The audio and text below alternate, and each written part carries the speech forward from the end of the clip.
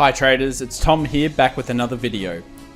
In this video we will discuss what could become the topic of our generation, the upcoming quantitative easing treasury wars. Stay tuned.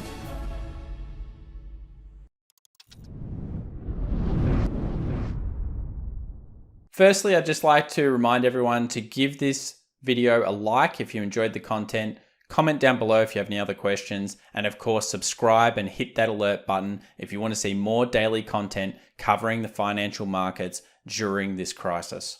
So today we're going to talk about America and China, the two great economic superpowers of the world, and what could be happening in the future. Everybody is aware by now that tensions are high between these two economic superpowers. We've had a trade war now going on for over a 12-month period, and every day during this crisis, it seems to escalate. The idea of Cold War 2.0, like we saw with Russia and America, is really a thing that could happen on many different scales. But today we're talking about purely just the financial markets. I was reading an article today that basically said that China threatened or was potentially thinking about threatening selling US treasuries. Now, China owns a lot of US treasuries, and it brings me to a point of what if we got to the stage where countries had so much debt offered from each other and owned by each other that they were able to say and use these kind of methods in the future to manipulate trade deals and other things. I think it's a scary proposition, but it's one that seems to be playing out in front of our eyes. The further countries go down quantitative easing and the more debt that exists in the markets, the more chance that something like this happens. So let's now discuss how much actual debt China owns in America and whether any of these things could actually happen in the future and the ramifications of what would happen. So to start off with, let's discuss the percentage share of the global economy. The United States is a clear leader in terms of GDP and percentage share, followed closely now by China. And this figure will be slightly off in terms of percentages because it's from Investopedia and it's not 100% up to date. But you do get the idea. From a perspective of nominal GDP, United States are out in front. But when we look at something like purchasing power parity GDP, it turns out that China is in front at that standpoint. So both very, very close, and considering the growth of China over the last decade, it is coming and it will eventually overtake the United States. It just makes sense that it will. What about the debt though? Who has the most debt and what can we learn from countries that already have too much debt? We recently made a video talking about Japan and the huge amount of national debt that they have. But now that the USA is entering a new phase of quantitative easing, what will happen to their public debt and external debt GDP ratios? Well, I think it's clear that they'll go something like Japan and basically nationalize their debt. The idea will be for the Fed to basically buy debt of the governments and for them to basically run a system like that forever. They won't be able to stop it. I think it's fairly clear that it's going to be very difficult to wind that down. But has this happened before in history, and can we learn anything from that? Well, it turns out it actually has. thebalancehere.com, great website if you want to check it out, actually has information on percentage GDP debt ratio over time.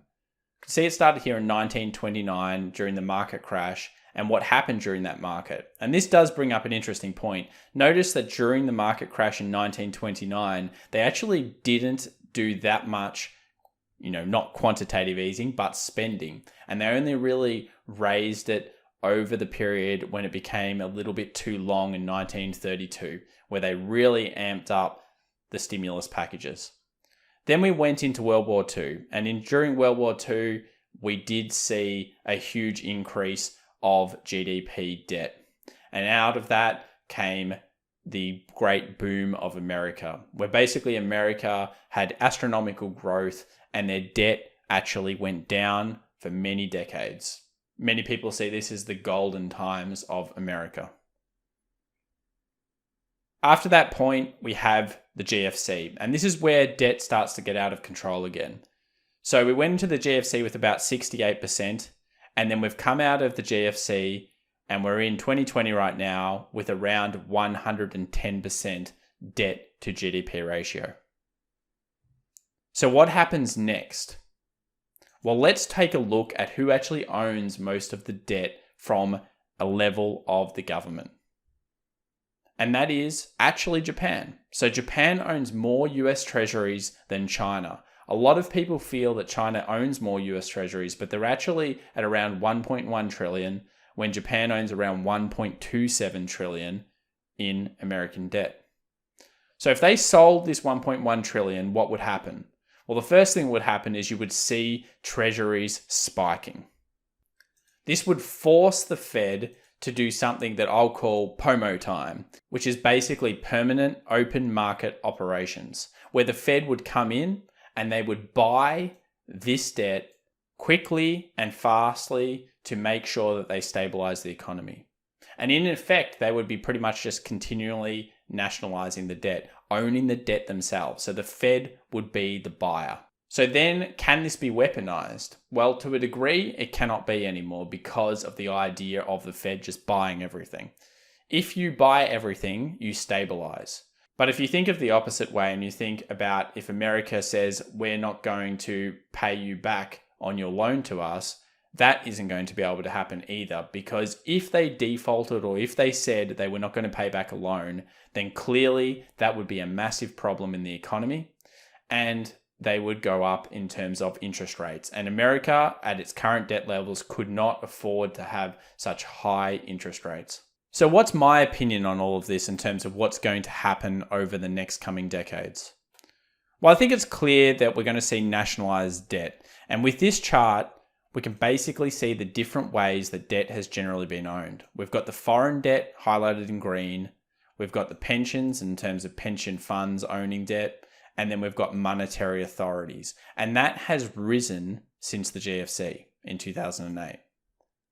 This gap will get wider. So expect realistically that monetary authorities will own huge portions of debt moving forward in America. I basically believe this is what's going to happen. And while China may try to use the fact that they own $1.1 trillion in treasuries against the US, I think that will be very difficult for them to do so.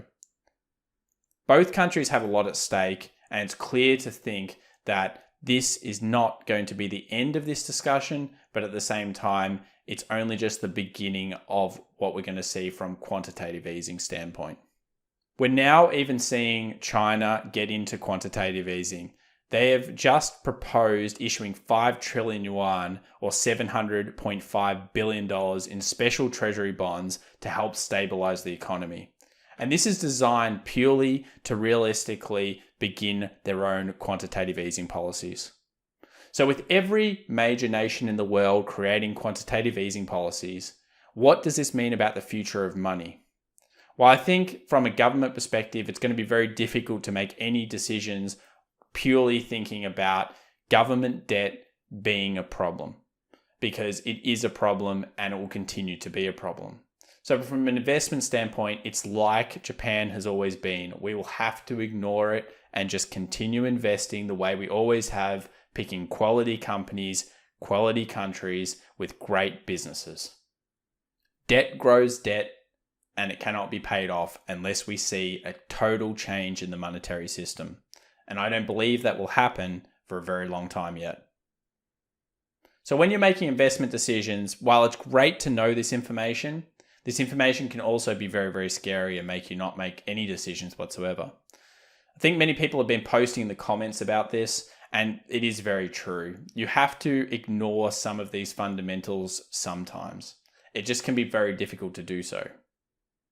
Hopefully you enjoyed our video today, and we'll be coming right back at you tomorrow with another daily video. Make sure to like, comment, and of course subscribe. Happy trading, everybody.